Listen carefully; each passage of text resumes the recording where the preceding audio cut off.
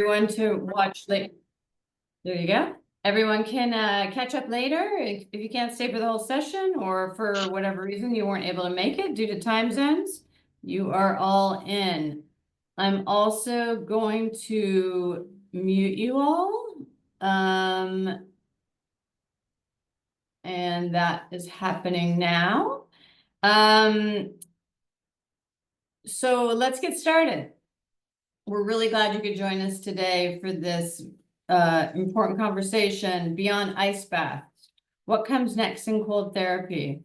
I just want to have a few housekeeping notes, which again is anyone with my name, please rename yourselves. Looks like that might be happening. That looks good. There's still a lot of me there, so would love it if you could rename yourselves if you see that you are named Cassandra Kavanaugh.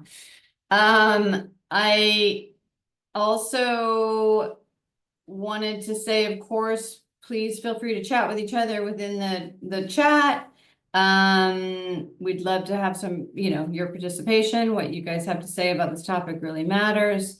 But unless you're one of our speakers, please stay unmuted until the Q&A, which will be at the end of the session. And actually, because it'll be tough for me to manage the chat through the call, it'd be great if you can raise your hand during that time, or also you can message me directly. But since there are so many Cassandras, it'd be great if you could raise your hands. Okay, a bit about me before we begin. I'm Cassandra Kavanaugh, Vice Chair of the Global Wellness Institute's Hydrothermal Initiative. Our mission is to educate and inspire wellness and spa. There's a wellness and spa industry around all things hydrothermal, from how the experience works to how you should use them.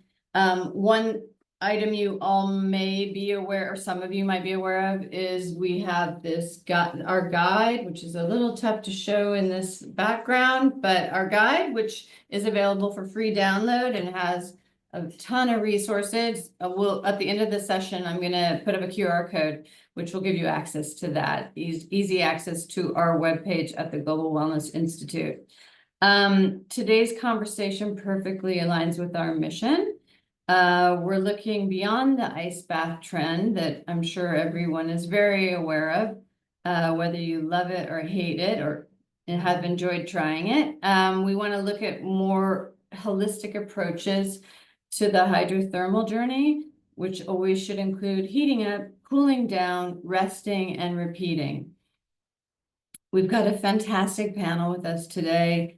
I'm going to introduce them real quickly before turning it over to our chair, Don Genders. So joining us are Lasse Eriksson, Development Manager at Ferris Bad and Vice President of Office VM. Lasse is a very well-known sauna aficionado.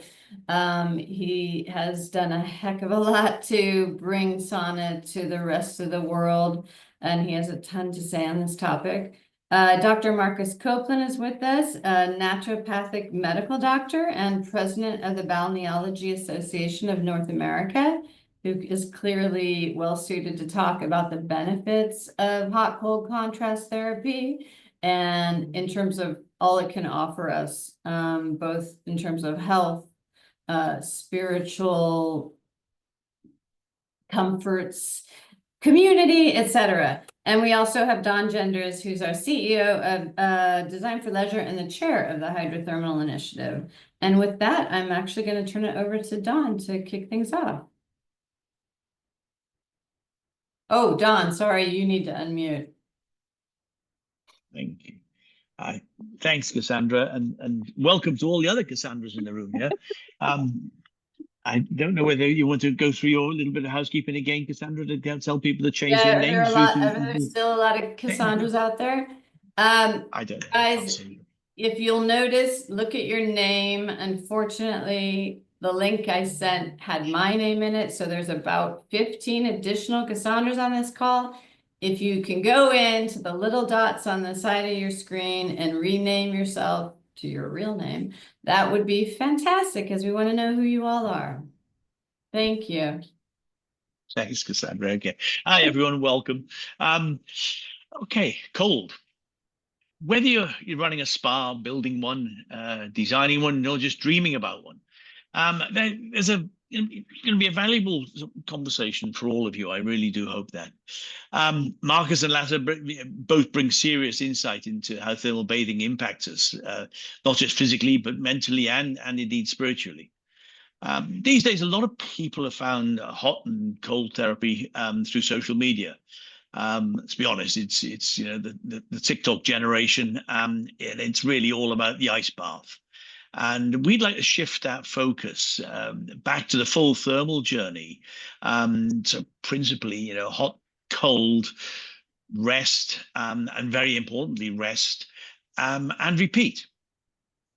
Now, ice baths are great. I mean, I'm not saying that there's no place for ice baths. Ice baths are great and they're fantastic for elite athletes, but they're not always ideal or the most inviting for the rest of us. So what's the alternative? What should we be offering guests, or what we should be doing ourselves to actually get the long-term benefits of true contrast bathing? Not everyone wants to sort of biohack their way through wellness. And let's face it, asking someone to jump in ice cold water as their first experience isn't necessarily the way to win friends, influence people, and keep them coming back to your facility, which of course is the principal idea of opening a business, to get people to come back. Now, we know many of you, are in the spa world. The people here today are in the spa world.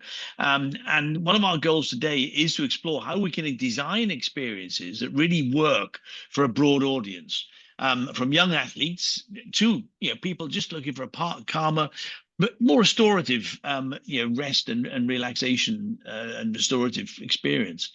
Now, before I wrap up today, also, I'll share you some interesting results from a study carried out quite some years ago now in a hospital in Berlin, which shows how powerful regular bathing can be, and also how extremes are not essential.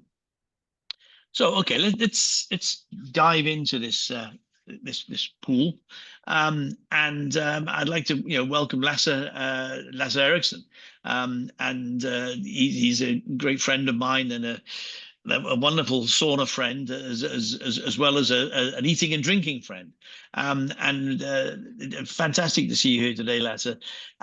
Now, also, let's move straight into into this story of sauna, about the cleansing, the healing, the gratitude side of life. Thank you, Don, and thank you, Cassandra, for making this happen. And I'm so grateful to be sharing here with you guys. And I will try to approach this topic in a way from my cultural sweat perspective, because mostly the thing I do is from sweat.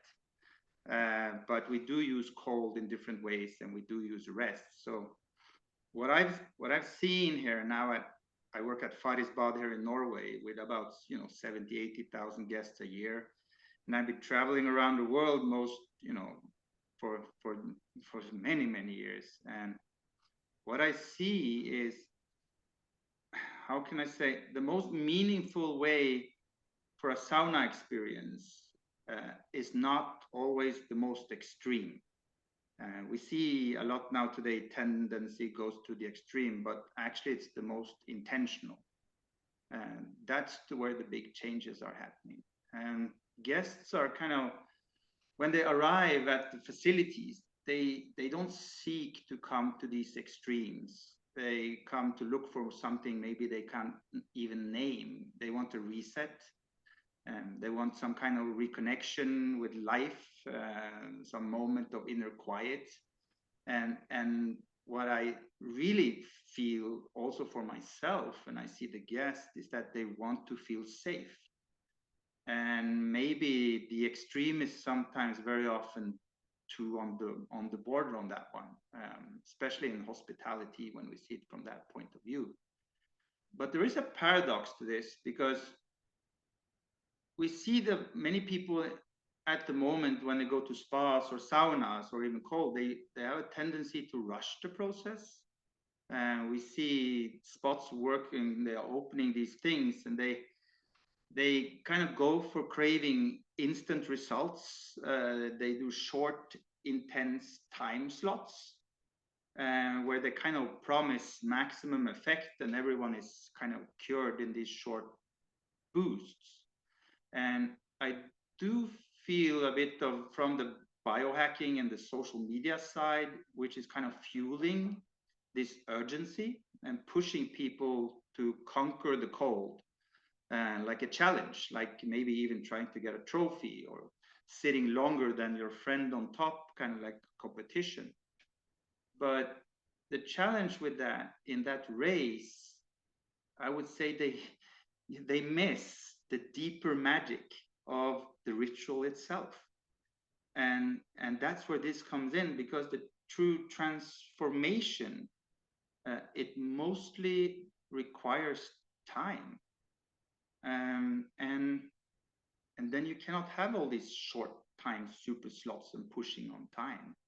And I'm not talking about time as block in your calendar in some way, but it's more of a state of presence, more of a ceremony that kind of reveals itself only when you allow it to be unfold, not through speed, but maybe surrender.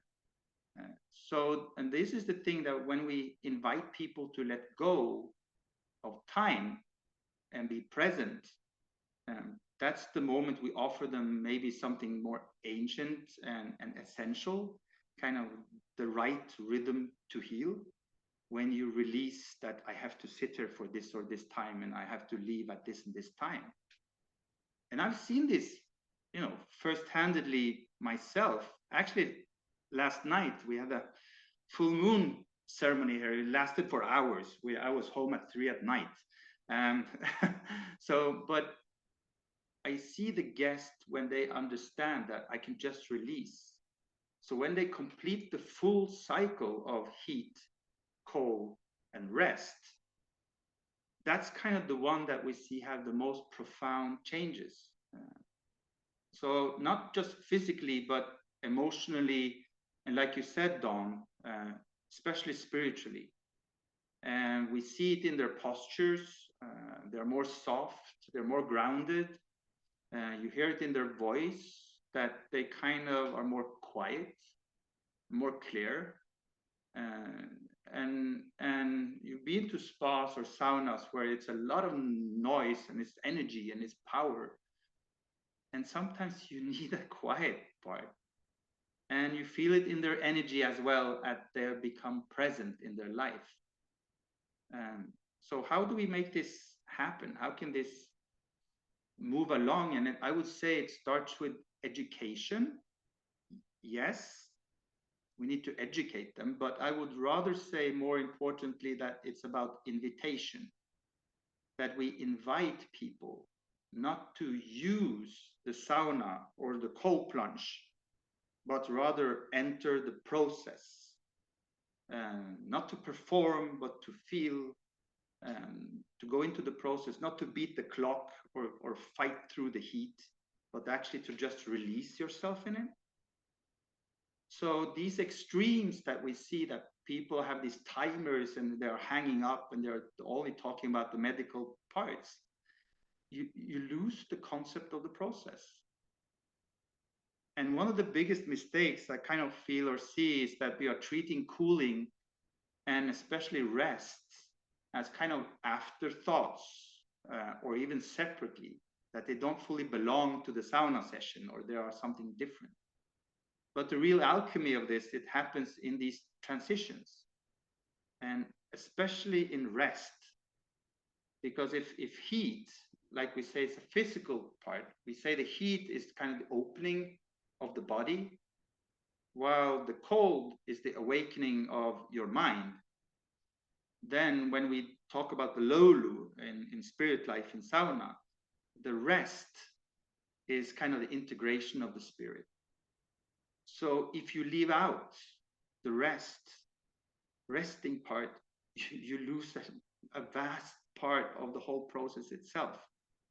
And it's in that sacred pause that everything softens and settles.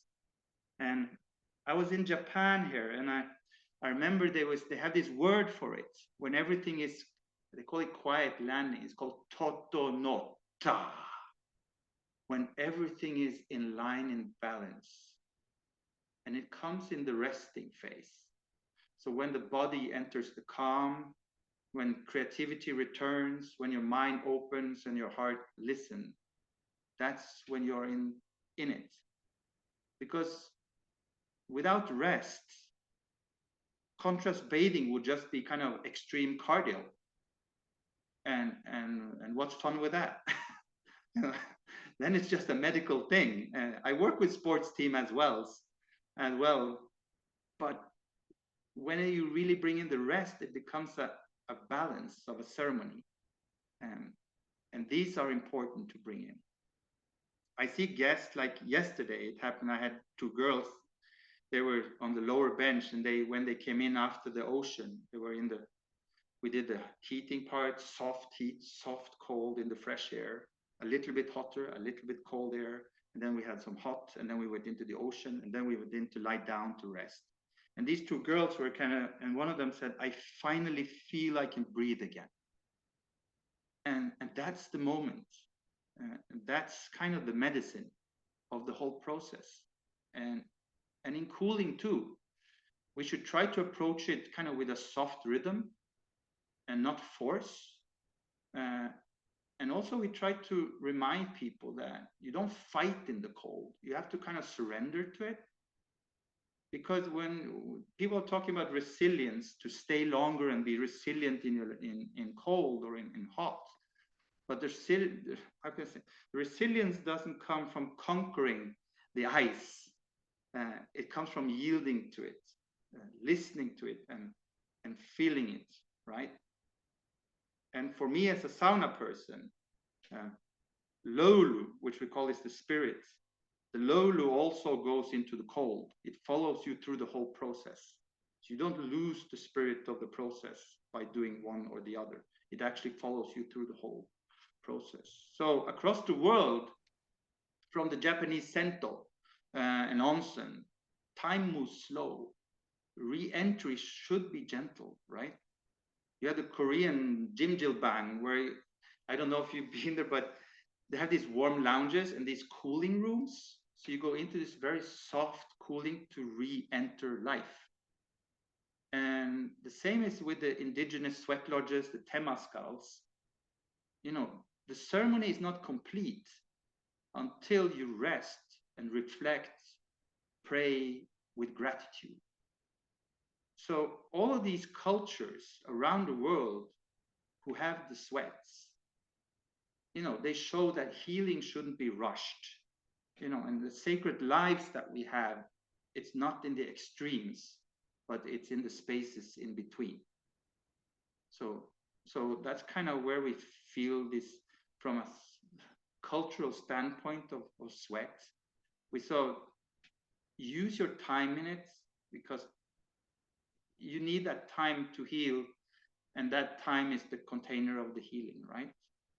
So if I'm going to end, I am not sure how many, I probably have 1 minute left or something, but I want to end with kind of, if I could invite you all to kind of see the sweat bathing and the cooling process, not as an activity, but rather as a sacred journey together.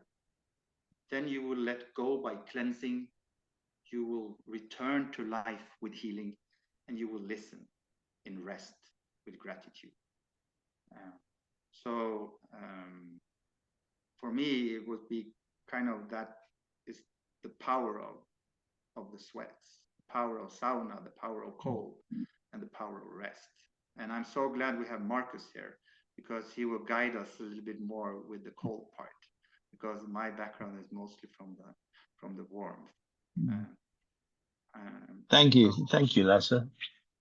That was a great way of explaining that, you know, this is not a challenge. The thermal bathing isn't a challenge, and it shouldn't be a challenge. and your exploration of how cultures have shaped and continue to shape communities and civilizations, and your passion for sauna is undeniably undeniable, and I mean and quite frankly it's contagious as well. It's fantastic, and I could have sat there and listened to you for a lot longer. Marcus, yeah, we're going to bring you in now, and in our earlier conversation, we touched on this unique moment that we find ourselves in, where people are more aware of the benefits of thermotherapy than they ever have been before. I think that's very true to say, and people are actively seeking real life screen-free ways to reconnect with themselves and each other. And in countries like the US and indeed the UK, where I am from today, where we haven't historically had strong cultures of communal bathing, and that creates real opportunities for exploration, for investigation, and new ways for people to enjoy themselves. To be perfectly frank, um, come on then, Marcus. Let's have you talk about this, please. Thank you. Yeah, yeah. Thanks, Don, and thanks, Lasse. That was beautiful.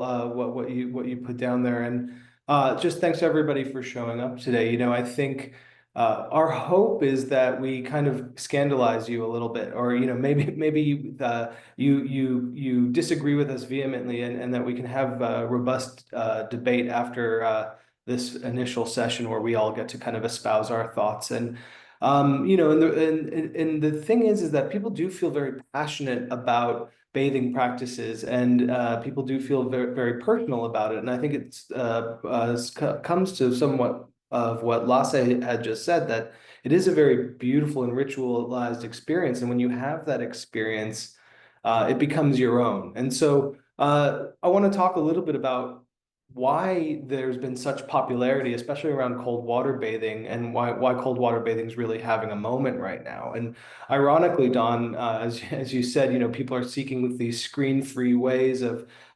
existing, and yet it's the screen that's really given the rise of popularity to ice baths in particular. And I mean, TikTok and Instagram Reels, YouTube and podcasts. These things are how the medium through which many people have learned about these practices for the first time.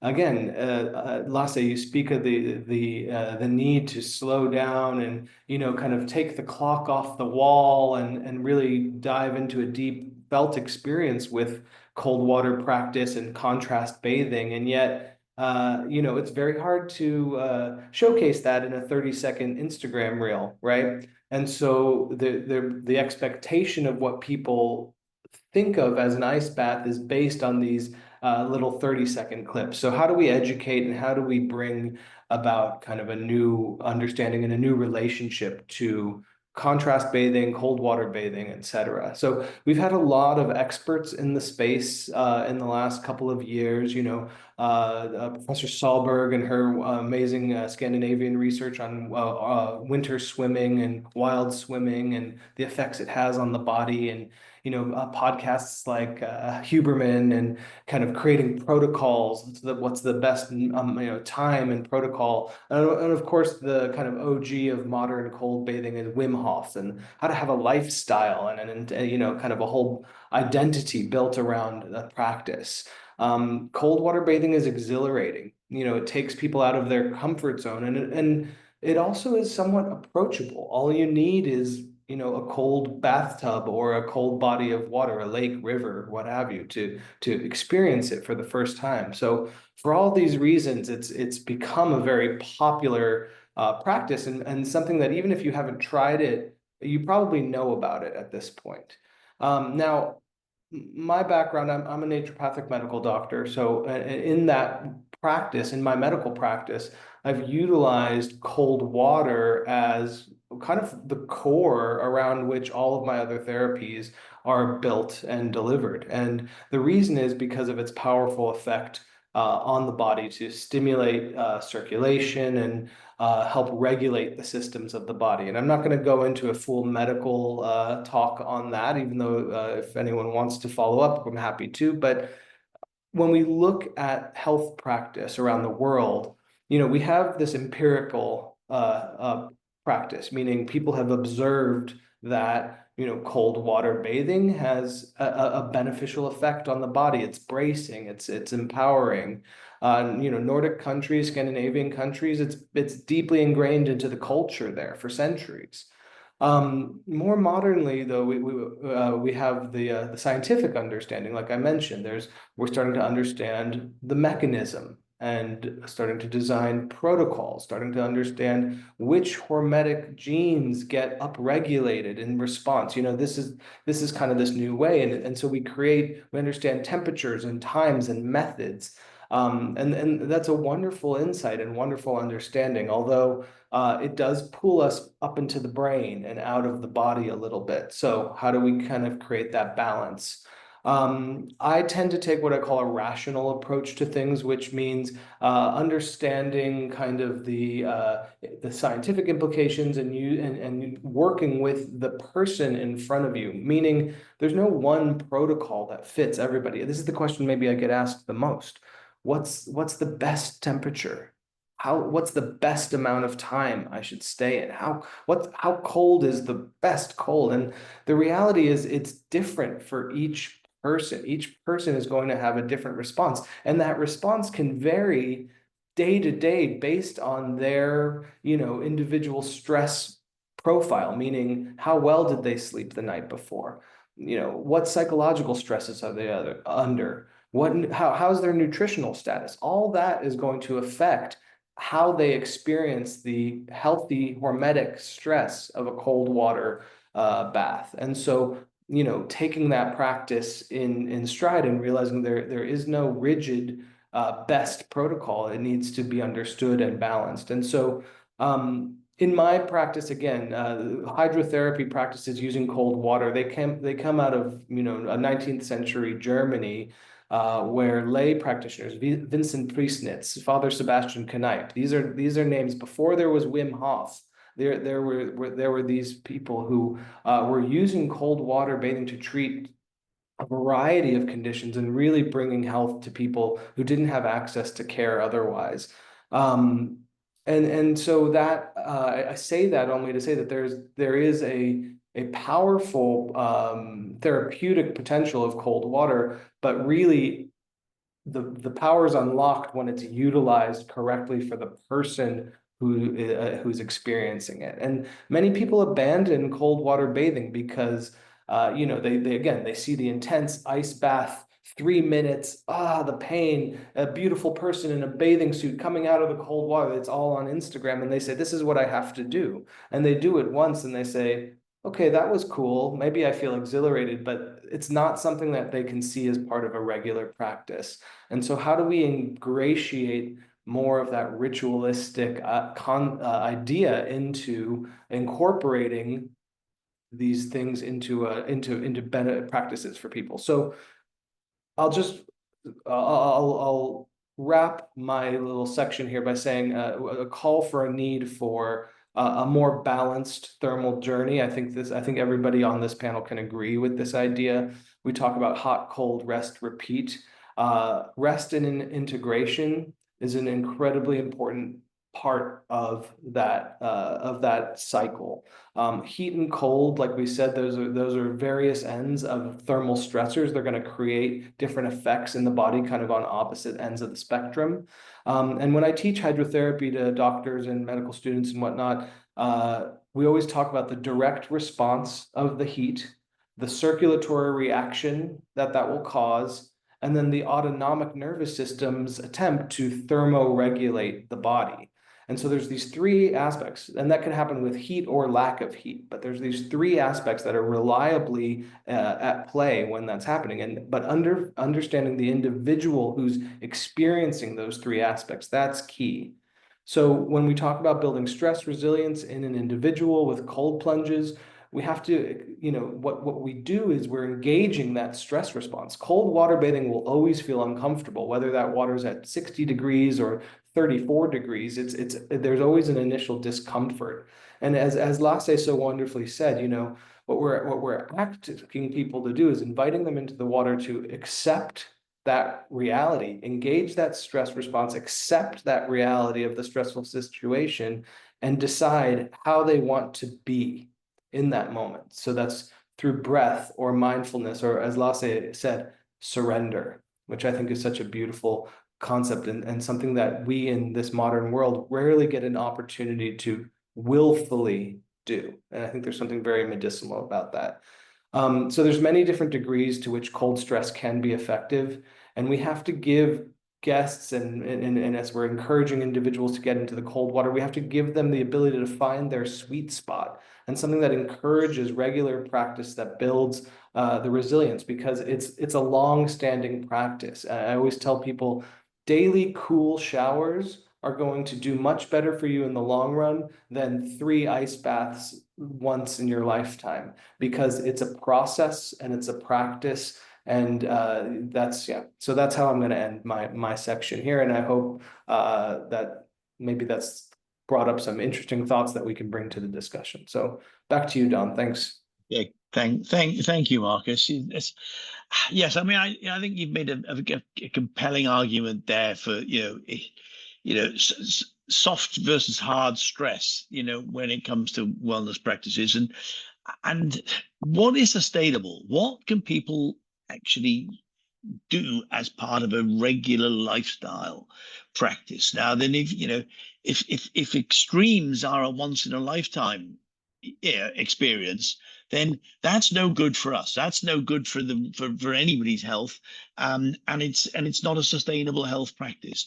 So those are the things that we really need to look at, and the fact is that there's also no one size fits all, and we have to have these multiple experiences for people to be able to bathe and to have the benefit of contrast thermotherapy, the way they want to do it and the way that will keep them doing it. And I think that these are the areas that we just need to examine. And for so long, everybody is so used to sort of the various hot experiences, from whether it be hot springs, hot pools, whether it be hot showers, whether it's a steam room, a hammam, whether it's a sauna, whether it is a laconium, and all the multiple other warm experiences that everybody is actually quite well versed with. And yet on the cold side, it is a case of what's there, and all of a sudden we come up with these extreme ice baths, but we're completely missing everything else on that journey to cold, which is often a gentler experience. But I mean, if you take snow rooms, I mean, everyone thinks of a snow room as being an extreme. Well, it's certainly not as extreme a feeling as going into a cold plunge pool. And there are so many alternatives that we should be, as professionals, as designers, as operators, as advisors, and people, helping people, that we should be giving them more than a single choice. This is where it is so important. And on the not so extreme versus extreme, the study carried out at the Berlin Charité Hospital, and I think this was a long time ago. This is going to be 15, 20 years ago. And they did an experiment, and I think it was about 60 people, and they did it using a soft sauna. It was a Klafstanarium, so it wasn't the extreme 90 degrees Celsius temperatures, 194 Fahrenheit. We were down at the 70 Celsius, 140, 150 Fahrenheit areas, and the only commitment was that these 60 people did this 3 times a week, and each time they went into the hot, out into the cool, and rested 3 times. That was their regular cycle. And at the end of that period of time, with just 3 times a week, without using anything extreme, they found that some of the study group had actually cured their hypertension. No drugs, no pills. It was just right up your street, Marcus. It's natural therapy, and this is where that example, and we can give you links to this study and publish it after this chat. But I think this is really the epitome of what we're talking about. Let's find a balance and let's find something that suits everybody. Okay, now one of the things that we've got here is the three of us who are meant to know a little bit about what we're talking about. Now, what are we going to do to make to change things? How are we going to move this forward? Lasse, what would you say would be the future of the cold wellness space? Well, I will first of all, it's like you mentioned here, every day is different. Some days you're strong, some days you're a little bit weaker, some days you don't know how to feel, some days you're stressed. So it's about feeling and actually be able to listen to yourself. And I would say maybe kind of the magic doesn't lie in how hard you go, but how present you are in the process. So to help people become more present before they start the journeys they do either in hot or cold or these things, rather than being focused on the process or kind of on the thing, that could be something we should look more into, because we see it a lot in saunas and spas around that people are not prepared. They haven't been drinking water. You need a lot of water to be ready to go to the process. You need to prepare yourself. That's what we call the cleansing part. You need to be ready for what you're going to do in your process.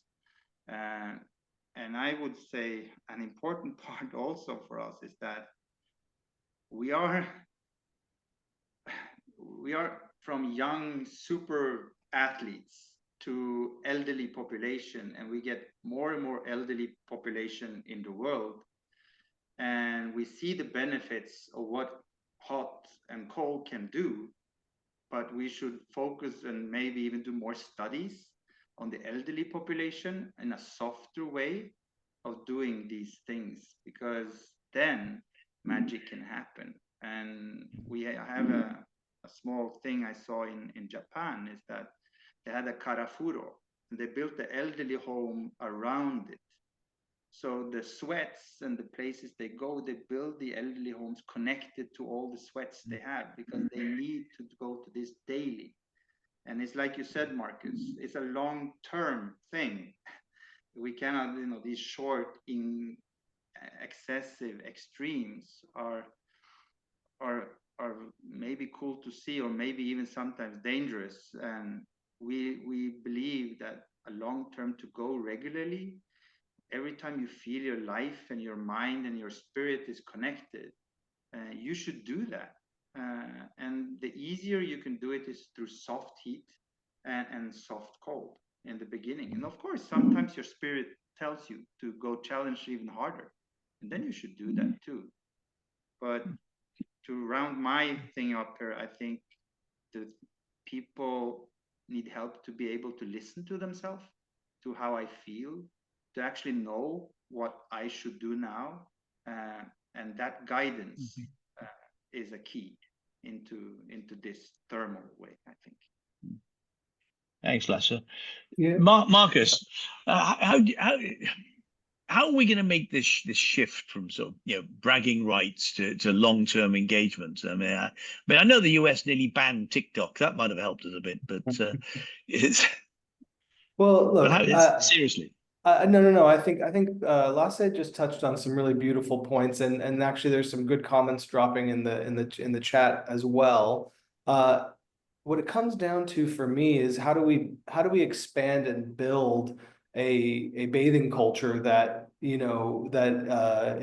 where these practices are intrinsic. Lasse comes from a culture where and Lasse, I'm sorry to speak for you, but you know, most likely you were taught to sauna from your grandparents or your parents or people in your community. There was no instruction book. It was something maybe observed. And so we have to help to create that the ability for a new culture of bathing to emerge through through practices and through spaces. And I think that comes down to the concepts of how we design a space. You know, like I said, in my medical background, it's really easy because I'm the doctor and I'm in control. I can write the prescription, I can observe the patient, I can say what's going to happen when it comes to things. But as I've moved more into a kind of wellness spaces and you know, helping guide people into their own empowerment through practice, the thing that really becomes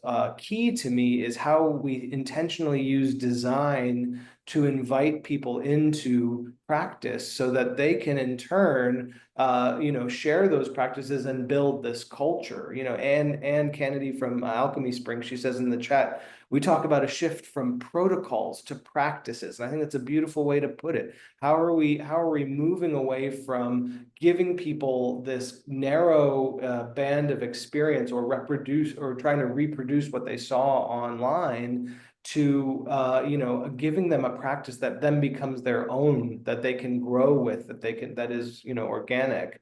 Mandy here, she said, you know, that first of all, it's a fantastic discussion. I agree with you. I always learn from these two. But you know, she's offering in her space cool mists or knipe hoses, cold water buckets instead of plunges. So again, it's how we create the spaces and invite people into the practices. Now, for me, the biggest design thing that I think most of the people in these spaces tend to miss, we talk about hot. Okay, you've got your saunas, you've got your hot springs, you've got your hot tubs, steam rooms, what have you. Cold. Okay, we've kind of touched on that, but it's the rest component. Rest is always the afterthought.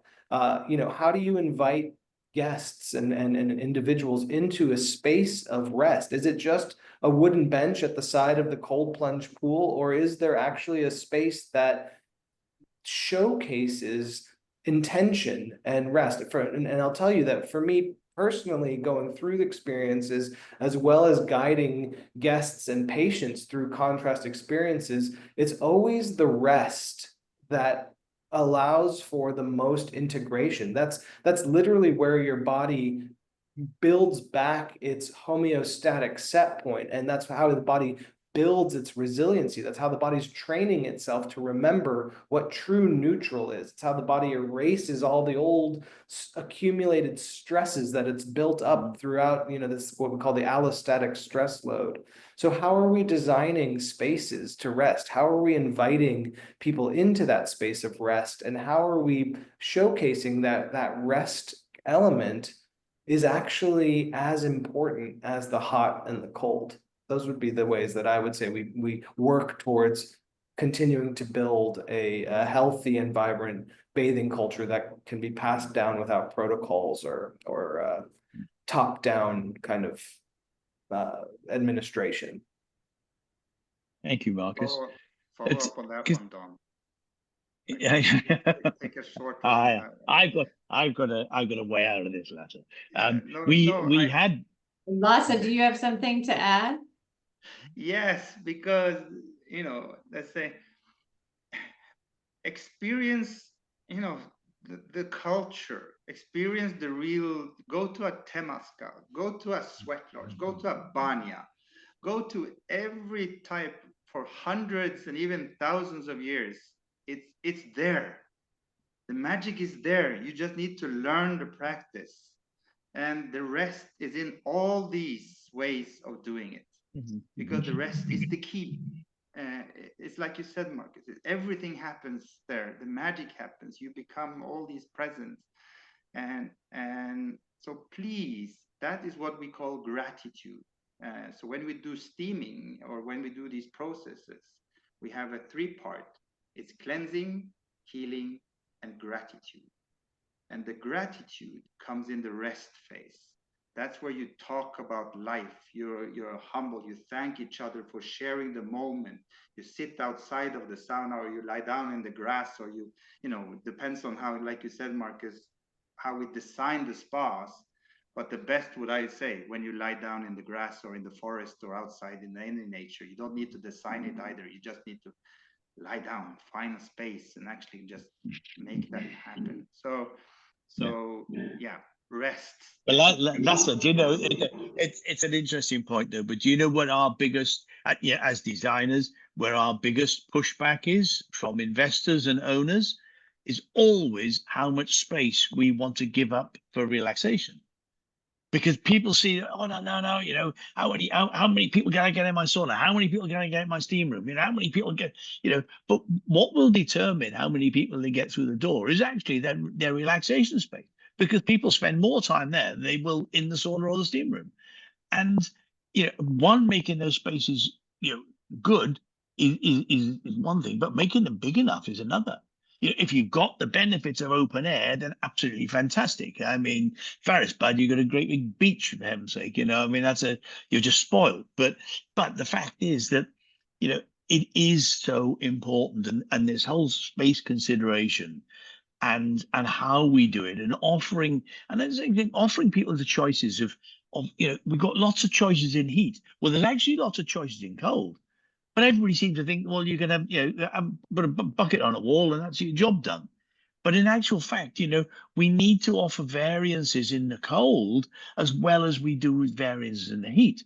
Now, whether that be, you know, a line of cold showers, maybe varying temperatures, whether they're just rain heads or whether they're buckets, whether they're, you know, whether we go to snow showers, snow rooms, ice lounges, ice caves, igloos, you know, whatever we call them, these are all different variations. And a cold plunge pool doesn't have to be 4 degrees Celsius. You know, a cold plunge pool can be, you know, can be 15 degrees Celsius, because that is still going to feel very, very cold when you've just come out of 90 degrees Celsius in a sauna, you know. So these are things that everybody has to consider as to how we're going to offer our guests the very best experience, and of course, most importantly, the options. Now, We have a Cassandra, we've got some great, questions, I think. yeah, and also a really great comment from Anne Branham, who said 25 years ago, she put together a program at Ritz-Carlton and Montage Spas where the therapists took clients on the journey. So talking about all about education, it's such a great idea. So I just think that's really worth considering, because we're in a time when folks just don't necessarily understand the beauty of it, especially the way Lasse and Marcus are describing it, you know, what it has to offer, and that how important the rest is and the gratitude in this. And I think it's the education to bring to the UK, to these new bathing places where we haven't had a sort of centuries old bathing practices. We need to really educate our guests and ourselves. I have one thing before I kick it over to everyone else in this QA. Just a total a real personal quickie is that I had the pleasure and pain of going into the North Sea when I was in Scotland at the amazing Global Wellness Summit last year. And I know some of the folks on the call were with me in this journey that we did.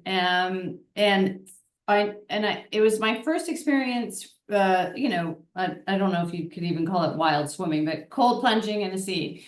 And honestly, it really affected me, Marcus. I wanted to talk to you about it, like personally at one point, but like the next day, I wear an Aura ring. I'd never had so much stress, or even the day of, the stress level of my body was insane. And it definitely turned me off of the extreme for me personally. Going back to that personal conversation around when does ultra cold make sense? And probably for me, it might not.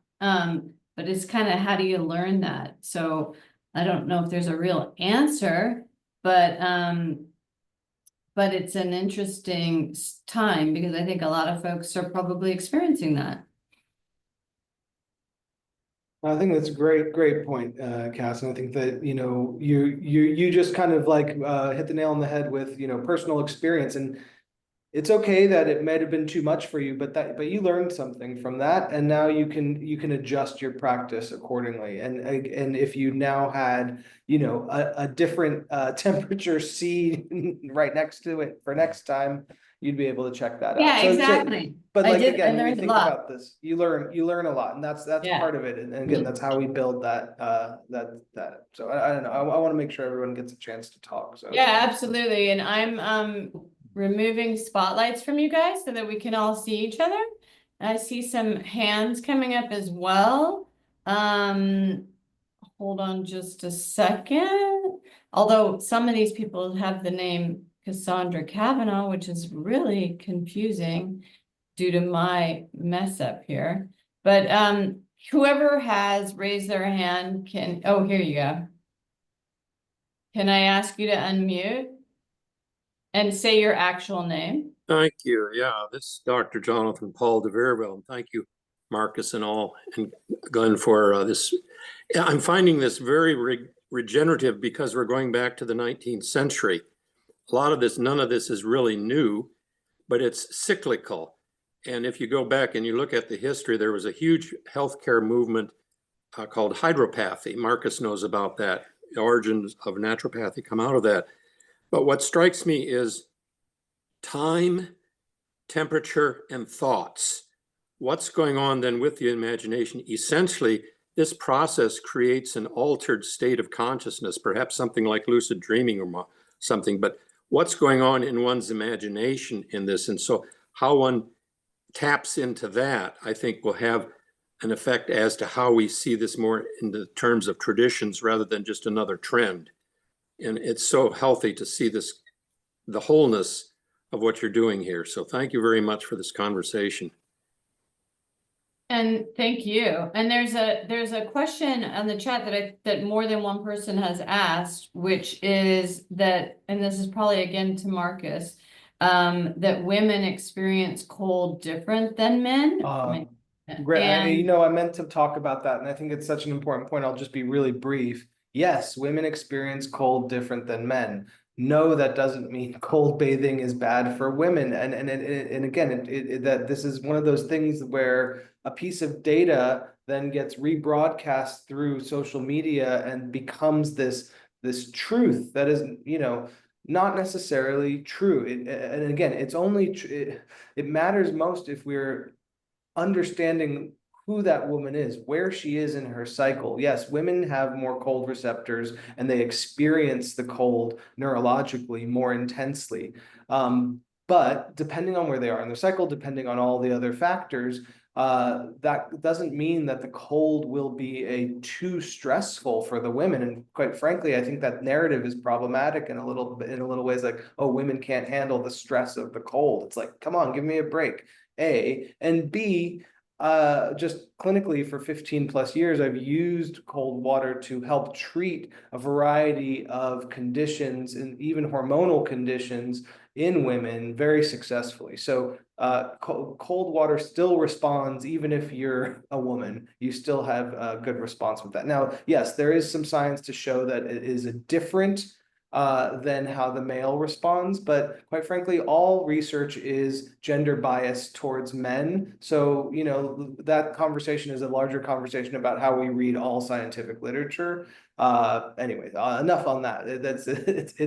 Obviously it's an annoying, it's struck a chord with me, but women can cold bathe, but again, with everything, everybody needs to find their own rhythm with where they are in their day, in their life, in their month, in their phase of life. All of that is going to make a difference. thank you, Marcus. Catherine, if you want to unmute and ask your question, that would be great. Yeah, I was just thinking what really resonated with me is making you know, the spa experience is more accessible and shifting away from these extremes that we're seeing on TikTok. And we had that ice bucket challenge, and at the moment we've got the face plunge. I don't know if a lot of you know that that's going on at the moment. But yeah, I just really appreciate this moving away from the extremes and maybe towards more of the more gentle, sustainable, enjoyable. The journey maybe, you know, subtly, gradually, rather than jumping straight in. It really resonates, and I feel like it really kind of opens the door for many more spa consumers who would obviously benefit without being kind of intimidated.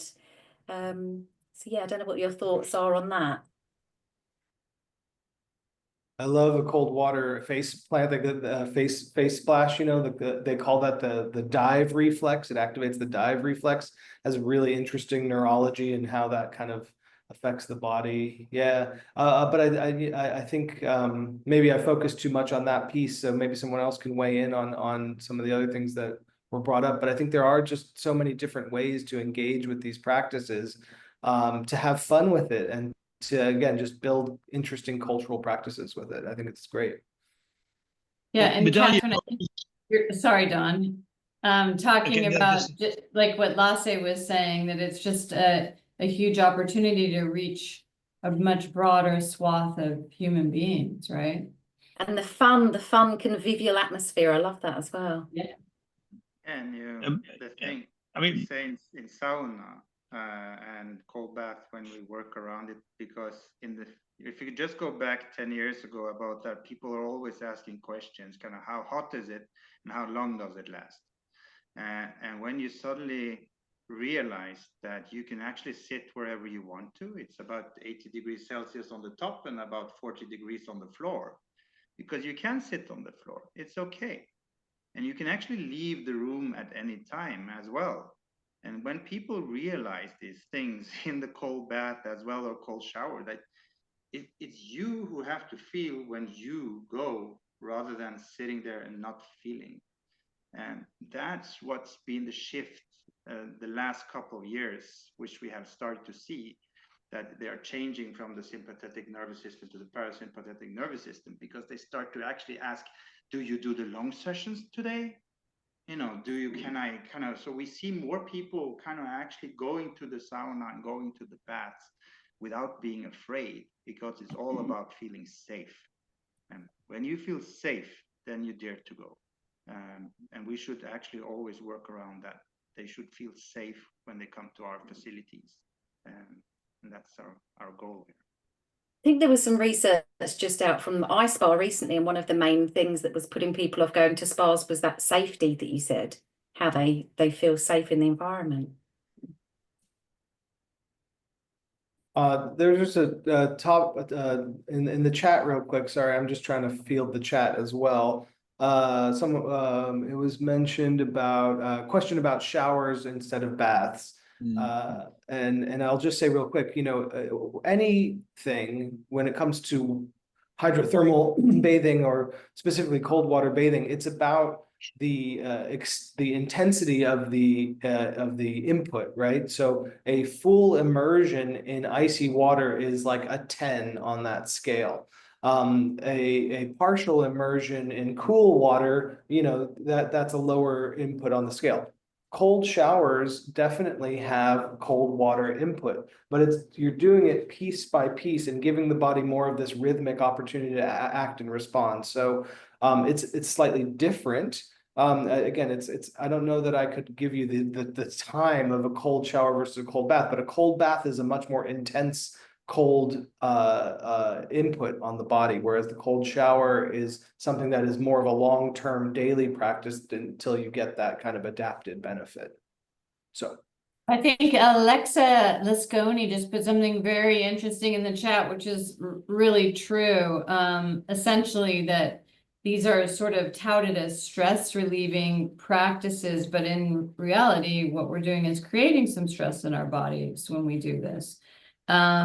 Which can lead to, you know, great results, but it's interesting to think about that and to realize what you do when you go into a sauna for 10 minutes is creating stress. And that generates a whole different response to stress, like in the future. Mehmet, I know you also would like to talk, so feel free to unmute. And I'll wrap up in a minute. Yeah, so I want to add that the social aspect of the sauna doing with friends or with more people, and also afterwards cold therapy, it's something, you know, you do with friends, you enjoy and you forget the time. When I was at Lasse's Faris Bad, I was thinking I'm doing sauna, you know, with the 15-minute Aufguss, and suddenly I was 2 hours in the sauna. I couldn't believe that therapy was 2 hours. So, but the social effect and also the rituals.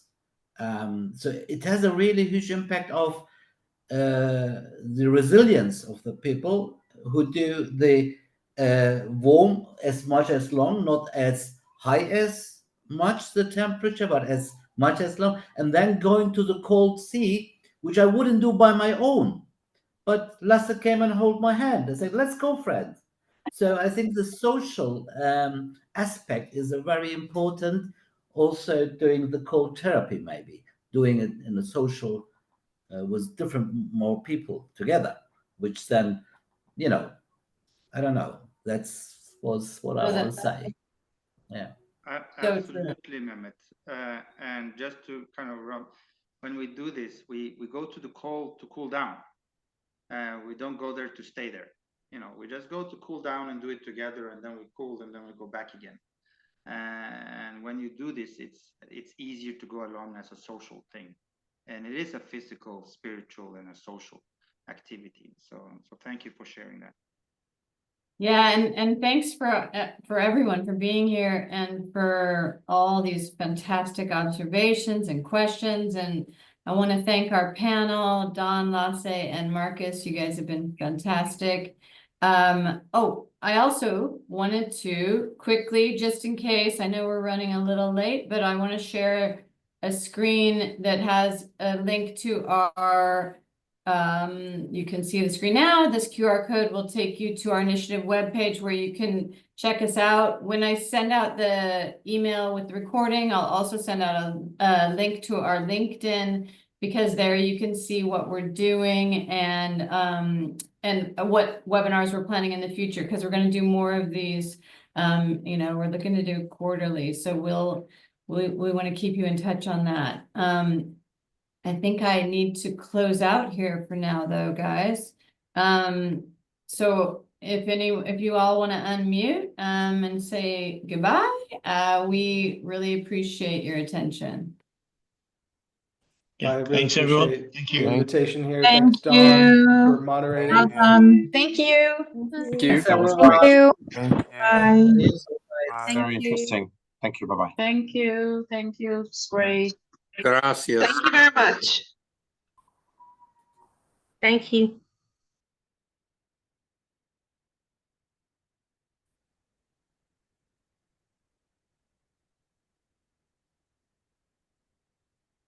Thank you, Cassandra. Thanks, for guys. organizing Really this. This was appreciate great it. conversation.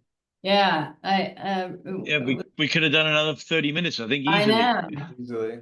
Maybe a part 2 is in the Yeah, I was in the thinking the works. same thing. 90 cycle. Thank you, Don. Thank you, Marcus. Yep. This is Oh, great. thanks, Paul. Good to see you. How are you? Very good.